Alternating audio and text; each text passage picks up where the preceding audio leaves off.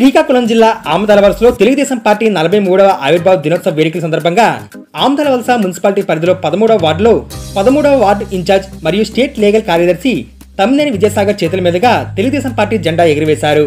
ఈ కార్యక్రమంలో 13వ ward Telugu Desam party నాయకులు మరియు కార్యకర్తలు మరియు 2వ వార్డు కృష్ణాపురం చెందిన కోన అప్పలనాయుడు తదితరులు పాల్గొన్నారు.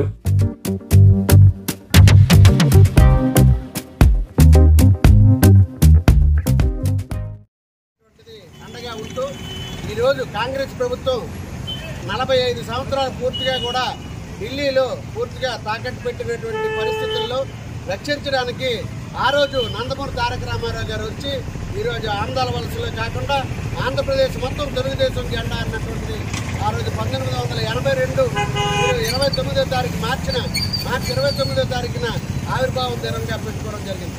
దానికి లగాయితే ఇప్పటి వరకు